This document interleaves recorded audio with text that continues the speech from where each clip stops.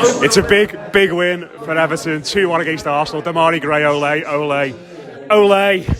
I'm joined by a wide cast tonight. I've got Mark Mosey, Paddy Boyland, Matt Flusk and Keith Tomlin. Who wants to start, lads? Everyone's pointing. We just won last minute. No one wants to say a word. This is me starting, but I promise you, the silence is very much just on the back of seeing Everton do a positive 2 hours.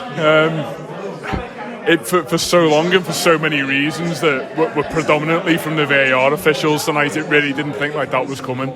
I think the overwhelming feeling that we've all got right now is just gratitude and relief that we've managed to find 3 points from somewhere. If it wasn't tonight, it had to be Palace or it had to be Chelsea. And with all of these fixtures that you look at, it becomes diminishingly positive when you look at Everton's recent run of form. But that tonight was just everything that this football club and this stadium is meant to be. It was just electric. And when Damari Gray's goal goes in, there's that much noise being made that I can't actually tell how noisy it is. Just things are moving and time almost seems to stand still at a moment where we spoke about it on the way back into Liverpool after the game. It feels like so long since we've had one of those nights or one of those league goals, and so many things went against us tonight, but to get that one magical moment at the end was just something you'll never forget. A moment so magical that we managed to get Paddy Boyland out for a pint. And on the podcast, Paddy, what are your thoughts on it initially, mate? It's good. I've dodged the podcast for a long while Everton win a rut, and I've made a glorious comeback after a late winner. No, I just, as Mark said, it felt like everything was set up for Everton to fail tonight. It felt like everything was set up for Everton to implode. And the fact that they've not done that here, given the 2 disallowed goals, Luca Dean's absence, everything that happened in the game, it just feels massive as far as the season's concerned. So you've just got to hope they push on from here, that they've dug in. I think it buys Benitez a little bit of time now, probably buys some of those players time. And I think my overriding memory from this game will probably not actually be the Damari Gray goal, but it'll be Richarlison kind of lay on the Goodison turf, absolutely out of it, because he's just run his socks off. I thought he was magnificent actually at times. Worked so hard, even when things weren't going his way, and we know sometimes he can be petulant, he can spit his dummy out when things don't go his way. To have 2 disallowed goals, but then to deliver that performance, I thought he was exceptional, but there were a number of exceptional performances there too. Matt, how are you feeling after that one, mate? Very tired, sore throat, a bit sore in the shins, but overall very, very happy. And yeah, that's one win. Let's get about half a dozen more and we should be all right. But yeah, just very proud of that team today, because that wasn't even a stuffy performance with a tight last minute sort of scramble goal. They applied themselves. A lot of the players ran their arses off, as Paddy's already said. Richarlison carried us on his shoulders, as did Damari Gray. And when they started to falter, Andre Gomez came off the bench and really made the difference. So I'm very, very proud of them. Keith, after the Watford game, he sort of said that that's Goodison at its worst, and most sort of captivatingly bad, where everyone's melting down, people are losing the plot, going early. That was at its best tonight, wasn't it, in those last 10 minutes? Mate, there is absolutely no place on earth like a moody Goodison. And I managed to jump on the space earlier on that Les has done, and I said the same on there. Thank God for Mike Dean tonight for being so terrible, because some of them decisions were baffling, but they got the crowd right up for it. And when Goodison's moody like that, we throw the phrase bear pit around. That tonight, they didn't want to know. From about half an hour to go, you saw them play acting, you saw them playing for time, wasting time, going down injured to stop us getting on the attack. They didn't want to be part of that tonight, and Everton did. Everton wanted that, and I think that's largely the difference. I mean, the quality wasn't great maybe across the board. It was decent, but it wasn't great. But the desire and the fight was there 100%, and that's made the difference today. And it's the first time we've seen it in months. I'll come straight back to you, Keith. No, sorry, you just had a sip of your beer there. I'll come back to you, but you say about quality there, and we'll go straight to the fella who scored the winner, the fella who hit the bar in the build-up to the equaliser, and that's Damari Gray. And I think in a game where there's not really much quality, in first thought Odegaard was exceptional for them tonight. He had a great game, showed a lot of class. But I think the best player on the pitch throughout that game was Damari Gray, and it wasn't just blood and thunder, it wasn't just running his bollocks off, it was lovely little touches, it was carrying the ball, it was great shots, one obviously which hits the bar, leads up to our equaliser, and that winner, I mean, fucking hell, the sound the ball made when he hit it, and the swerve on it, and the speed he hit it with, that lad has got so much ability, and it's just great to see him start to channel it in the right way. Why isn't he being encouraged to shoot more if he's doing that? Because, I mean, honestly, you will not see a ball struck better this season. That was inch perfect, and England's number 2 watched it all the way in, rocketing off his far post, and do you know what? You could have given him a step ladder and a bucket and he still wouldn't have got close to that. The way it was hit, it was just magnificent. And yeah, like as well, the strike for Richarlison's goal that comes back off the bar as well. The technique that he's got when he cuts in on that right and hits it. We need to encourage more of that from him because it makes things happen and it gets the crowd on the feet as well, which is something that we need.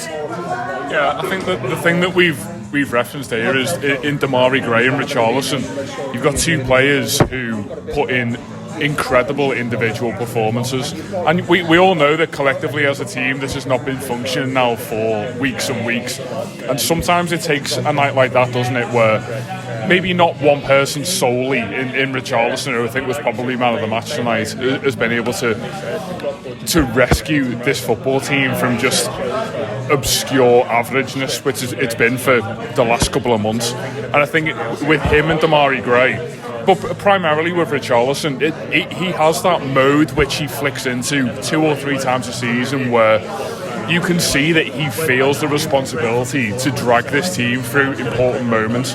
He almost did a little bit too much tonight when we went 2-1 ahead, and he found himself in the corner between the main stand and the park end, battling for a ball at left back, and you thought, I appreciate how much this means to you, mate, but if you could just go and stand Never up get that front. out of his game, though, will you? Absolutely not, no. But you see him at his effective, horrible worst as far as a centre half is concerned. When I think it was Michael Keane who lumps a ball up at 2-1 ahead tonight, and Richarlison. You could almost feel the anxiety of Arsenal's centre-half, knowing that he was going to have to battle Richarlison with that ball halfway up in the air. Managing, of course, to find Alex Iwobi, who, of course, managed to find Aaron Ramsdale. But I think the importance of those 2 individuals in particular from the start can't be underestimated. But I think if you're going to talk about individual performances tonight, we need to talk about the man who came on for 20 minutes and played in that midfield 3. Andre Gomes, the ability to, yes, interfere with Arsenal's play and win the ball back, but primarily to play in an effective pass, which we've been waiting for an Everton midfielder to do for so long now. And we will talk long and hard for years to come about Damari Gray's strike, but how Andre Gomes manages to get the ball out to him in the first place is absolutely incredible. It was the Andre Gomes that we saw during those loan spells that made us all fall in love with him, shrugging opposition players off the ball, crisp passes out wide. He was actually the man on the other side of Alex Iwobi late on when Richarlison manages to craft another chance for us. He's obviously playing like a man with something to prove, and I think he will absolutely feel like that. But I think those 3 individuals in particular, it's not a performance that I'll look back on in years and say, you know, collectively as a team we totally outdone them tonight, as much as I feel like we were good value for the results. But I think those 3 fellas in particular were head and shoulders above everyone else. Just see if we can get Paddy's attention. He's off on another chat at the moment. We'll go to we've got him. We've got him. He's schmoozing. Yeah, he's famous these days. He's just entertaining the crowds, isn't he? We're just talking about Richarlison, Paddy, and didn't stop even after those goals that were disallowed tonight. I quite admired the fact he gave it the big one on both celebrations, even though he could have been offside on both of them. But the lad just ran himself into the ground, didn't he? Yeah, and like we were saying earlier, he's one of those players where it goes one of 2 ways. He can spit his dummy out. He can start to get a bit petulant, and I think that almost spills into his performances. Then everything kind of comes out from there. But tonight he just kept on going. I think he was emblematic of the overall performance, because you could see there that they are still playing for the manager. They are still playing for the shirt and the badge. I don't think it really, in my opinion, it's never been about a lack of effort. Sometimes I've seen a lack of guts. Sometimes I've seen a lack of spirit. I've definitely seen a lack of technical quality. I've seen a lack of tactical nous from the manager.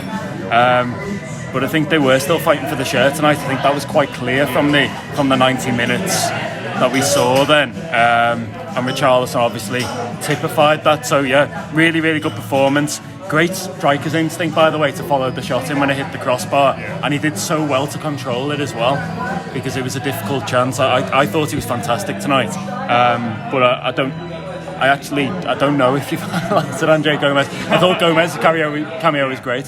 I thought he was really, really good. Just kind of added a bit of balance in midfield. We've been crying out now for three in midfield for a while.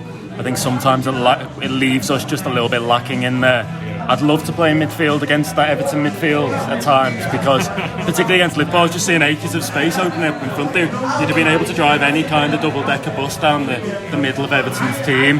But as soon as Gomez came in, the balance just seemed to be right, and it's nice to have a footballer that can carry the ball but can also slow things down, pick a pass. So yeah, I thought he was a real positive tonight, the way he kind of slotted back in seamlessly, and probably delivered one of his better Everton performances. If we're being honest, he needs to kick on now. Rafa needs to learn the lesson that it's time for three in midfield. And if we do, I think things should improve.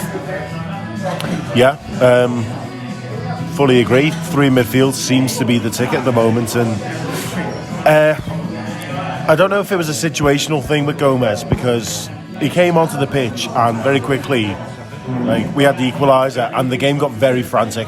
And the bear pit started to make its noise, and the players who've been on the pitch the whole game started to get a bit more ragged, a bit more, I wouldn't say desperate, but a lot more intense. Whereas when the ball fell to Gomez, we saw it with the build-up to the second goal. Players came flying out left, right and centre, and he just put his foot on it, shimmied sideways, shimmied the other way, just sold them off, and then very calmly picked his pass. So I'm not sure if he can do that from the start of the game, but if he can, fantastic. I'm not going to rule that out. But yeah, three in midfield. I mean, Christ, we've got the personnel, haven't we? There's enough midfielders, enough terrible wingers for us to play. I mean, touch wood, but it's the one place we haven't got an injury crisis at the moment. So, yeah. It's mad. We'll go on to about this now. Actually, Keith's just showing everyone pictures of I'll use quotation marks, it's offside for the second goal. I mean, the first one is obviously offside. The second one, mate, I mean, what on earth is that decision about? You can see green grass between Richarlison's foot and the line they drew on the pitch. No, can I just jump in? The worst thing about that is, you can see on the replay that they show on Sky, they zoom in and they freeze it before the VAR lines are drawn, and both players' feet are on the white line. Not a single millimetre of boot is straying over the white line. And then when they show the VAR lines, not only is Richarlison's line ahead of the white line, so is the defenders. It's just, it really does beggars belief. It does. They were supposed to remove this ambiguity this season. I wasn't actually that enamoured with that change to the rule. I believe if you're offside, you're offside. If you can be offside by a millimetre, you can be onside by a millimetre. But they've changed the rule. They've added this gap. They've made it so that the two lines, the red line and the blue line, aren't touching. There needs to be a gap. And in this instance, they've created that gap out of thin air. And it is out of complete thin air. And I'd hope that the club secretary is not resting on his laurels with this 3 points, and he is going back to the PGMOL and demanding an explanation for that, because that could have seen us as 9 games without a win and right down there in the mire. I mean, largely that depends on whether or not we've sacked the club secretary by now. Never. Not contract Dave. He might be next on the chopping block. I mean, yeah. Do you know what it is? It's really disappointing. But for the width of a cigarette paper, Richarlison has a hat trick tonight, and a well-deserved one as well, because his performance was magnificent.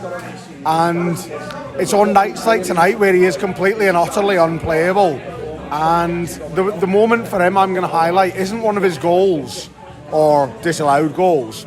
It was a long punt forward and the ball was dropping out the sky, and Ben White had this covered all day, and Richarlison just got his body in the way, harried him, hassled him, came out with the ball and dragged Everton 70 yards up the pitch. And you could see by the end of the game, in injury time, he was exhausted and he was chasing shadows. But that's because of the effort he put in tonight, and that's what he does have in his locker. And like Paddy said earlier, he can be petulant, he can be sort of like that sort of moody player who can go missing if it's not going his way. But tonight he was on it and he was hungry, and if we can get that out of him 8 games out of 10, we'll be sound. And I think hopefully tonight puts to bed any question of the fact that there isn't any talent or desire in the squad. But I hope it also raises the question of why haven't they been doing it every week? Why has it been lacking? And they've set themselves a benchmark tonight for the rest of the season to go forward, and that should be the standard that they're meeting. All the goals as well, Richarlison moves, 2 of them are disallowed, but all 3 of them are boss finishes, aren't they? And I know there's this endless debate about where he plays, what's his best position, but if you get that lad in the penalty box and give him opportunities, he is a brilliant finisher. Yeah, Joe, I was a bit torn tonight with what you say about what his best position is. I felt that what you say is absolutely spot on in terms of him being such a good finisher and needing him within the 2 lines of the 18-yard box. There were so many times on the flip side of that I thought he's absolutely craving someone like Dominic Calvert-Lewin to be up there with him, so that he wasn't doing all of the hard graft and all of the physical work that, quite frankly, he had to do on his own. The first goal, you can certainly from my position in the park, and you can see it going in an absolute mile off. The second goal, again, great finish, but harshly ruled out by some fella on paint deciding that he was offside. The amount of control that, as Paddy said, that he managed to put into that header was just absolutely fantastic. But I think I'm just obsessed with the poetic sense of occasion that seems to just surround the whole night.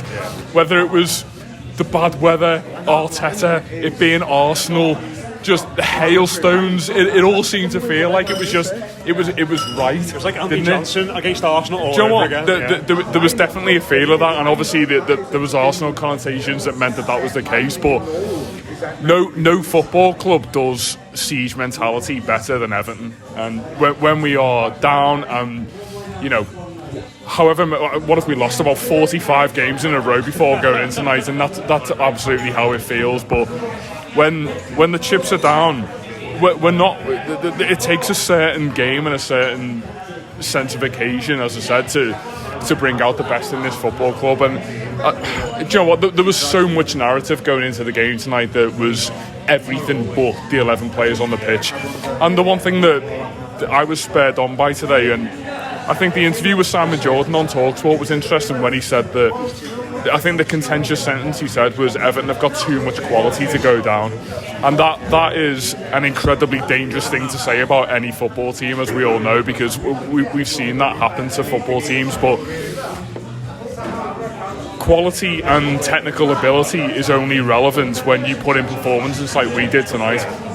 Someone will be able to tell me verbatim what the quote is in Finch Farm about talent working hard, and that was everything about what Everton symbolises. How many times have we sat here in moody pubs after games talking about the eternal desire for this football team to find some form of identity? If you want to show incoming players in January, or prospective fans of this football team, or people going to Bramley Moor about what it's meant to be, you just show them the last 2 hours of planet Earth in that ground, because that is exactly how it's meant to be. Just to sort of start wrapping this up, Paddy, what noise did you make when Aubameyang missed that chance at the end? And can you make it right now? Yeah, just do it again for us, please. So it's a kind of squeal, but I'm not going to sit in a pub squealing. So You're around friends here. It's fine. Go on. No one's going to judge you. It's okay. People can listen to the podcast and imagine the squeal, and I think that's better than any noise I could conjure at that moment. I'll leave it at that. But no, I mean, it was definitely kind of shitty Kex time, wasn't it? When he did it, absolutely was. Each to their own. but just on the defence, Paddy. I mean, obviously Yerry Mina went off injured again tonight. Holgate came on in the fourth after a bit of a ropey start, did okay, but I mean, maybe not necessarily agree with me. There's people around the table nodding their head there in agreement. I'll take that, but you know, a few ropey moments from them again, I think it's probably fair to say, and that probably is a bit of a worry going forward. It is, because Mina just can't keep himself fit. It's quite clear now that we've got an extended body of evidence, haven't we? That just shows that no matter how talented he is, he's not just going to be on the pitch. He's just not going to be on the pitch enough, really, to play a meaningful role for Everton, and that is a problem. He's the best centre back at the club, probably by a long stretch when he's fit and firing. But those days are few and far between. I worry about Everton without him. I think they lack, obviously, an imposing leader. I mean, they've got loads of kind of beta type defenders for me, guys that are your second centre half, and he's probably the only one at the moment that takes command, takes control. Godfrey may well be that in time, but he's not there yet. And I think there's a big drop off between a Yerry Mina and a Mason Holgate, and statistically our Holgate-Michael Keane partnerships don't tend to fare very well. So let's see how things go. I actually blame the midfield more for the Odegaard goal. You watch where Odegaard starts, and it's right in the heart of that midfield. Nobody's anywhere near him when he starts the run. Nobody's anywhere near him when he finishes and ends up in the box. And yeah, it is a great finish, but I just don't think they got it tight enough to him, really. It was the lack of a midfield screener for me. So there are obviously issues. There is still a soft centre, in my opinion. And goals don't come freely either at the other end, so we're not completely out of the woods, but like we were all saying, it is a crucial win. We've got to hope it's a momentum turner. We've got to hope this group of players realises that they can harness the Goodison crowd here. All they need to do is they need to fight for every ball. They need to do those basic things, and Goodison will follow them.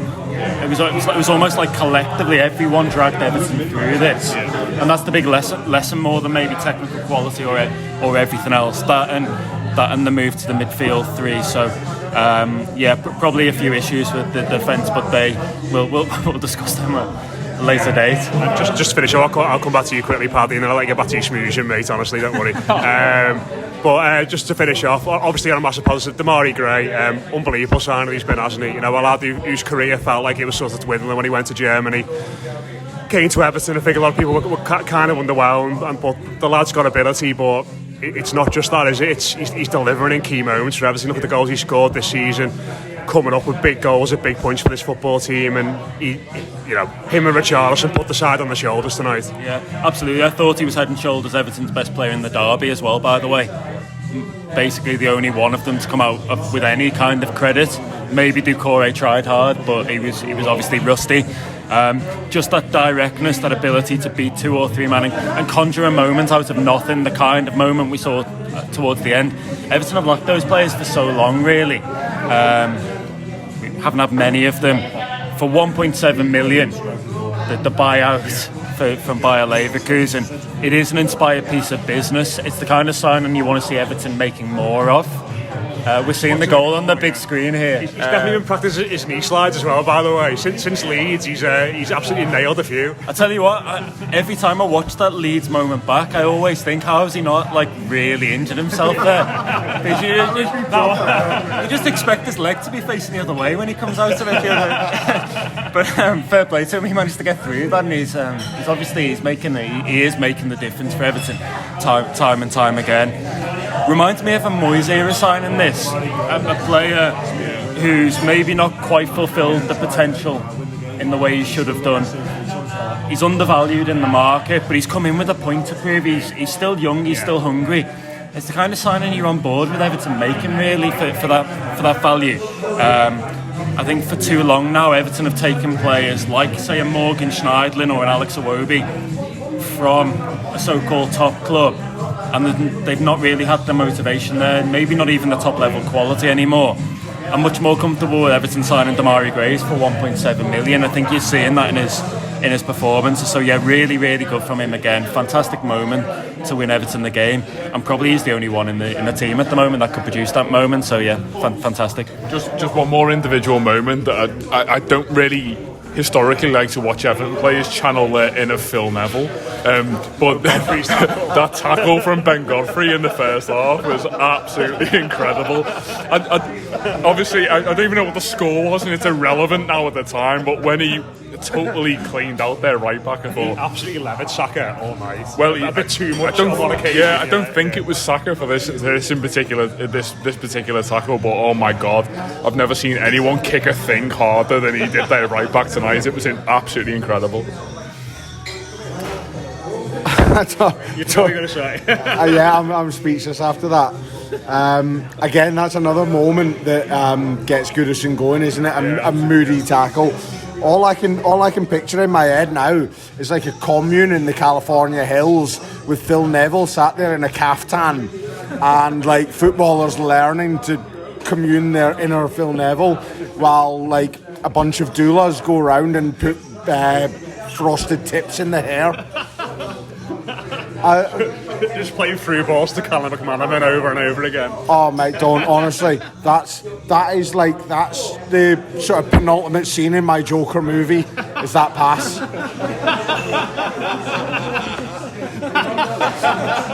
I don't want to know what the last one is. It doesn't end well for me or for Goodison. Yeah, do you know what? There's nothing in this world quite like getting back to the pub after the match, after a last minute winner, especially an absolute screamer, sitting there having a pint with your mates, chatting about Everton winning a game of football. Let's fucking do it more, shall we? Yeah, absolutely. Do you want to do the sign off as well, Keith, again, as is tradition these days? I mean, yeah, I'll sign you off if you want. Man's done. There we go, let's sign off. Thank you very much for listening to this week's post-match. I've been Keith Tomlin, he's been Matt Jones, he's been Mark Mosey, he's been Paddy Boyland, and he's been Matt Flusk. During the week we'll have your regular scheduled programming. There shall be probably a bit of kickabout action midweek. There will be some subs weekly, and there might be a mailbag at the weekend if Les Roberts has scraped himself off the ceiling after that winner. Good night and God bless. Up the